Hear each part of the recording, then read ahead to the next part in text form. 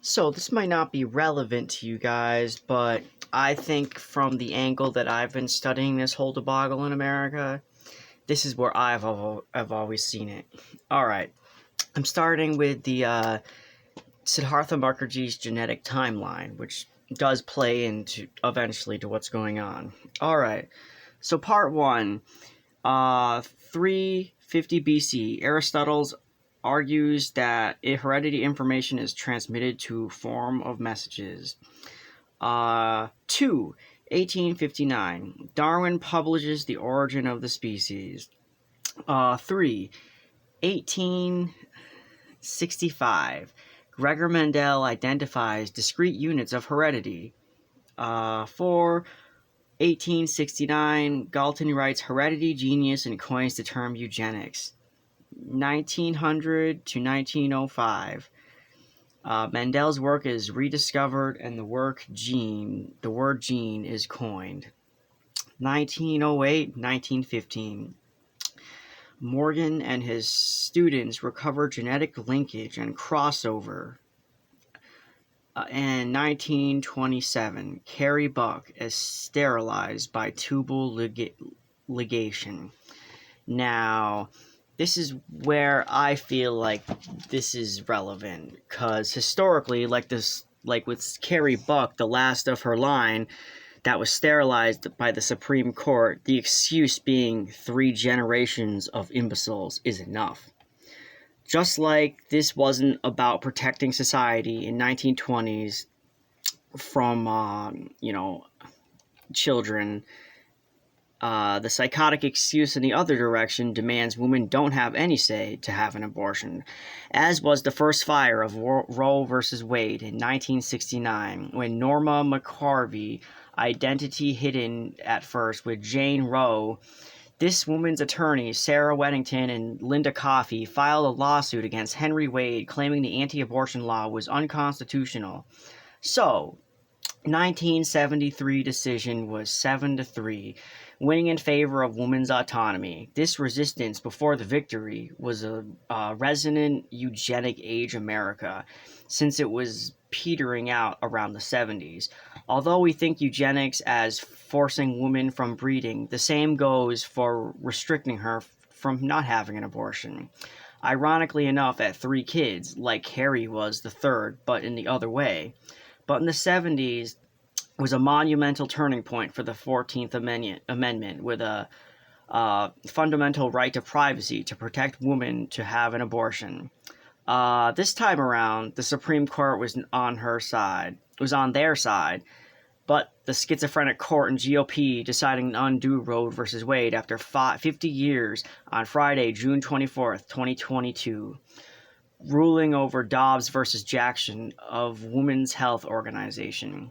This is a telling conclusion to the conceptual respect of women, as it was only recently that in 2021, trans women were being targeted in Florida, Ohio, and Texas via the Fairness in Women's Sports Act, with insane legal obstacles like blood work, hormone levels, and genital tests. Kids in the crossfire in this assault against their privacy, which they assume trans people would assault the kids' privacy. Pretty ironic how that works. When it comes to genetics and hormones, genetic discovery gave a bone to represent these binary types with the SRY gene that codes for maleness. It's obvious to them that XX and XY exist merely for the utility of child breeding. This is only a chromosomal excuse, this is not an overall meaning of life. But there are tons of various chromosomes that provide a spectrum. Even the binary isn't set in stone when it comes to hormones and expression. Even those only studying binary-oriented expression admit there's a balance. Older men lose 3 components of testosterone as they age, but the lack of hormones does not mean a change within intuitive male biology. So this hormone connection varies, and it's debatable if male hormones are necessary in the long term. Estrogen also dictates erection and sperm production, as we unconventionally would not assume, as stated in an article by Matt Coward on greatest.com. All right. I would like to also read another Anti-Genetic Determinism by Siddhartha Mukherjee. Let's see. Right. It is nonsense to speak about nature or nurture in absolutes or abstracts. Whether nature, i.e., the gene, or nurture, i.e., the environment, dominates in the development of the feature or function depends acutely on the individual feature and the context.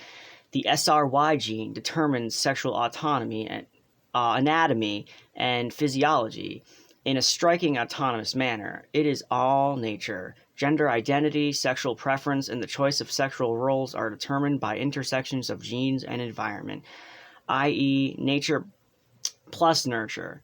The manner in which quote masculinity versus quote femininity is enacted or perceived in a society, in contrast, is largely determined by an environment, social memory, and culture.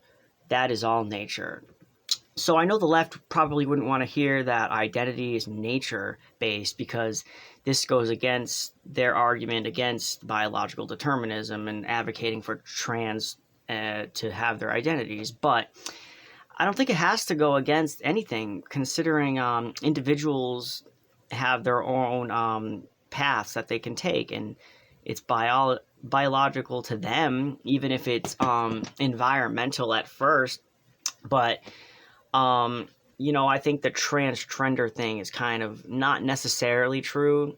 If anything, it's trendy in a sense of, hey, look at human rights flourishing. Look at these people that already exist finally coming out. That's probably what is trendy about it. All right.